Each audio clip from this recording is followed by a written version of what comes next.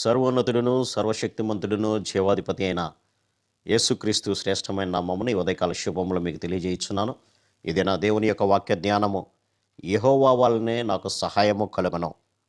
121వ కీర్తన 2వ వచనము. అవును ప్రియులరా, ఈ లోకంలో మనుషులను నమ్ముకొనుట కంటే, రాజులను నమ్ముకొనుట కంటే యెహోవాను నమ్ముకొనుట మేలు అని వాక్యం సెలవిస్తుంది. ఎందుకంటే ఈ లోకంలో ఉన్నటువంటి మనుషులు చేస్తానన్నటువంటి సహాయము ఒకవేళ చేయలేకపోవచ్చు.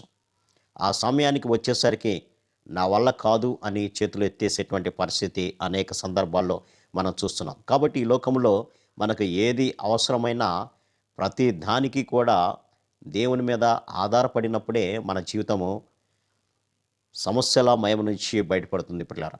లేదంటే అవసరతలన్నీ కూడా మనకు తీర్చబడతాయి.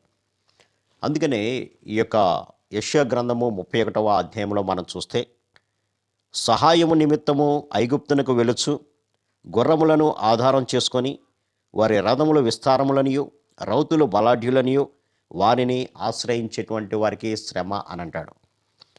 అంతేకాకుండా కింద వచనం కూడా గమనించినప్పుడు 3వ వచనం, ఐగుప్తీయులు మనుషులే కానీ దేవుడు కాడు, ఐగుప్తీయుల గుర్రములు మాంసయుక్తములే కానీ ఆత్మ కావు, యెహోవా తన చెయ్యి చాపగా సహాయము చేసేవాడు జోగును, సహాయము పొందువాడు కూడా పడును, వారందరూ కూడి నాశనమగుదురు అని వాక్యం సెలవిస్తుంది.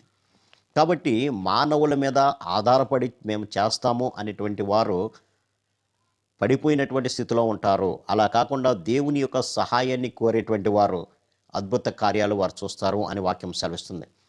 ఆనాడు ఇశ్రాయేలు జనాంగాన్ని ప్రభువు బానిస దేశమైనటువంటి ఐగుప్తు నుంచి పాలు తేనెలు ప్రవహించేటువంటి దేశం కానాను దేశానికి వారు ప్రయాణమై వస్తున్నప్పుడు మధ్యలో ఎర్ర సముద్రం ఎదురైంది. ఎర్ర సముద్రం ఎదురైనప్పుడు ఇశ్రాయేలీయులందరూ భయపడ్డారు.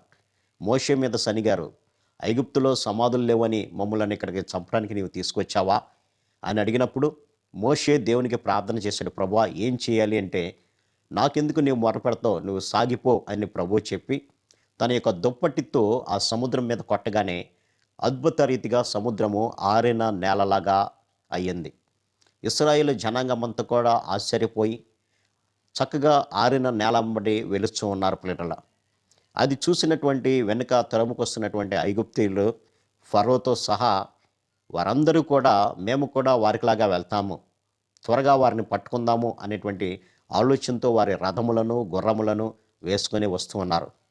మధ్యదారికి వచ్చేసరికి అకస్మాత్తుగా దేవుడు మళ్ళీ ఆ సముద్రాన్ని పొంగజేసినప్పుడు ఐగుప్తీయులందరూ కూడా దానిలో మునిగిపోయారు. కానీ ఇశ్రాయేలీలు ముందుగానే దాటడం వల్ల క్షేమంగా వారు బయటకు వచ్చినట్లుగా మనం గమనించవచ్చు. కాబట్టి ఇశ్రాయేలు జనాంగము దేవుని మీద ఆధారపడి దేవుని సహాయం అడిగితే, ఐగుప్తీయులు మాత్రము తమ యొక్క గుర్రములను రథములను ఆధారం చేసుకొని ఇశ్రాయేలీయులను పట్టుకోవాలనేటువంటి ఆలోచన కలిగినటువంటి వారుగా వారు ఆ యొక్క ఎర్ర సముద్రంలో మధ్యకు వచ్చి మునిగిపోయినట్లుగా మనం గమనించవచ్చు.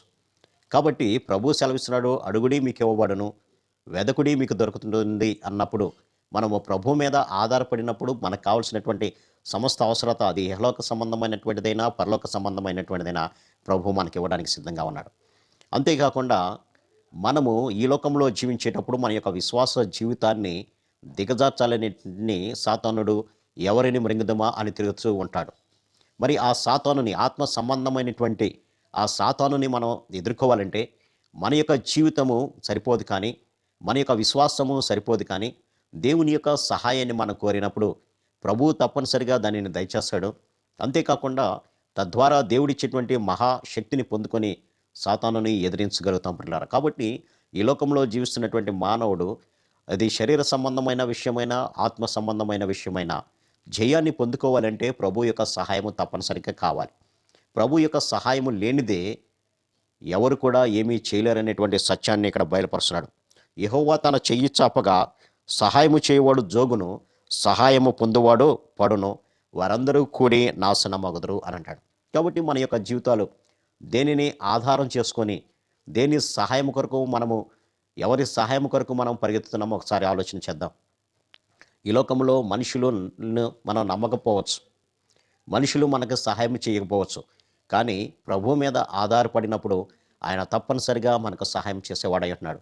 అందుకని ఇక్కడ భక్తుడు చెప్తున్నటువంటి మాట, కొండల తట్టు నా కన్నులు ఎత్తుచున్నాను, నాకు సహాయం ఎక్కడి నుంచి వస్తుంది అని అడుగుతున్నాడు. ఎక్కడి నుంచి వస్తుంది అని అంటే మళ్ళీ అతనే సమాధానం ఇస్తూ, యెహోవా వలననే నాకు సహాయము దొరుకుతుంది అని అంటాడు. కాబట్టి దేవుని మీద ఆధారపడదాం, మనం ఆయన నుంచి సహాయాన్ని పొందుకుందాం. అట్టి కృపా పరిశుద్ధాత్మ దేవుడు మనందరికి దయచేయనుగాక. ఆమేన్. ప్రార్థన. సర్వశక్తుడా, ప్రేమ గల మా తండ్రి, మీరు ఇచ్చిన కొద్ది మాటలు బట్టి మీకు వందనాలు తండ్రి. ఈ లోకంలో మనుషులు ఒకవేళ మొఖం చాటు వేయవచ్చేమో, కానీ అడుగుడి మీకు ఇవ్వబడి అని సెలవిచ్చినటువంటి మీరు ఎల్లవేళలా మాకు సహాయం చేయడానికి సిద్ధంగా ఉన్నారనేటువంటి సత్యాన్ని గమనించి, అది ఈ లోకపరమైన, పరలోక సంబంధమైన, ఆత్మ సంబంధమైన విషయమైన మీ మీద ఆధారపడుకొని దానిని పొందుకొని విజయాన్ని పొందేవారికి మమ్మల్ని సిద్ధపరచమని యేసు నామమున అడిగి వేడుకొంచున్నాం తండ్రి. ఆమేన్. God bless you.